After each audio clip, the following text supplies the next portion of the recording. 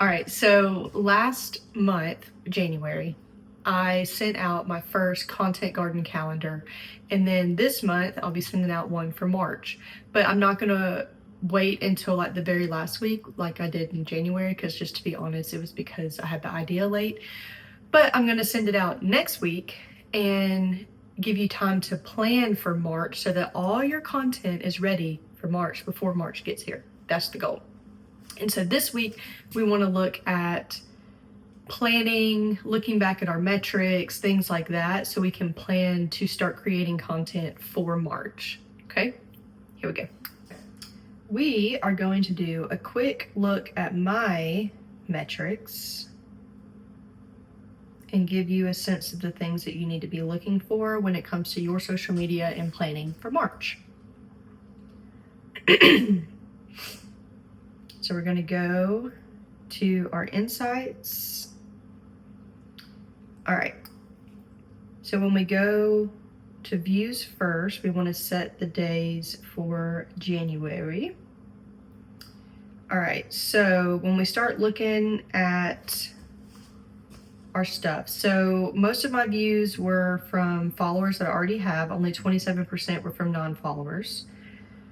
Content type.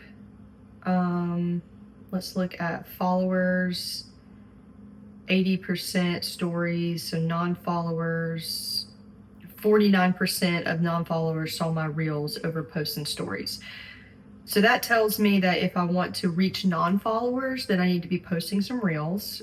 And then if I want to reach followers, then I probably need to be focusing on stories, which is interesting. That's cool.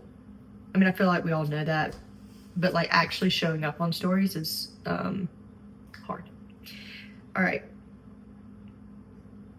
And then let's see by content what got the most views in the last 3 months. Let's do the last 30 days. Or can I do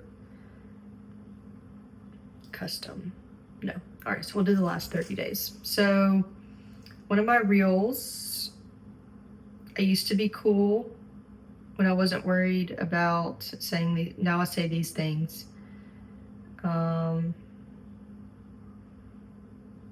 Almost equal to non-followers and followers, to be honest. And then I hopped on the ChatGPT caricature trend. I have a hard time saying that and spelling it. I had to Google it to make sure I spelled it right. Some non-followers saw that and it was a post, so that's cool.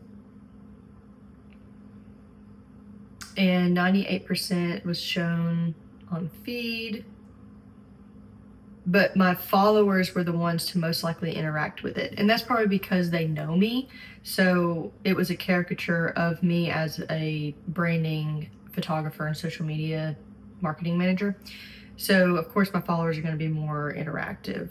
It did get me 3 profile visits, however no follows, which tells me that my profile may need some optimizing. All right, and then can I get a flat white, please? That was just highlighting that I love coffee, to be honest.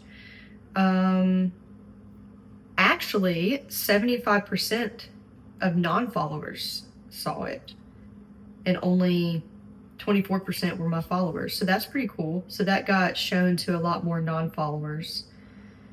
So then let's see if they came to my profile. So they only one person came to my profile. They did follow me though, so that's a fairly good conversion rate for somebody to come to my profile. Okay. So what this tells me, let's see. This was just a picture randomly of me sitting outside planning and drinking a coffee. It was sent to followers and non-followers equally. Again, that's pretty cool that some non-followers are seeing it. I had 4 people visit my profile from that photo and nobody followed. So again, either my posts are not resonating with the people, my posts are resonating with people that they show it to, but maybe they're not looking for what I offer, or either that or my profile's not optimized. So we might need to look at my profile a little bit more. To go to interactions, last 30 days, most of my interactions were followers and they were on post. So that is one thing that I try to let people know. They're like, well, we just got to do a bunch of reels. Oh, but do those educational posts, they don't get many likes, they don't get many views. That's okay. You can have different content for different purposes. So this is what I explain to people. So like if your reels do good for reach, cool. Make sure you're doing reels for reach. But then here, my posts actually have higher interactions. So I still want to put posts in there for my current followers so that, because clearly they're interacting with my posts more than my reels, not by a whole lot, but there is at least worth noting. So then if I put out reels for reach for new people, I can put posts for people who already follow me to nurture the people that I already have. So you just really want to know what is the purpose of the post, and then you won't get discouraged by the likes or the lack thereof if you're still getting good interactions on it, if they're messaging you or saving it or sharing it. So when I look at this, I still want to do some reels that are relatable to my person, my ideal client. And then I also want to do some posts that my current customer base, my current audience would be likely to interact with. And then I want to also do some stories, because we saw that stories were shown to my followers the most, and that's where most of the views were coming from, was from my stories. So when we start doing content, planning content next week for March, we need to make sure that we're doing reels and that I am still doing posts to nurture the current audience. And then I'm also adding stories and making sure I'm still showing up on stories to nurture my current audience. So tune in next week for when the content calendar is released and how we can plan out our content for March. Talk to you soon.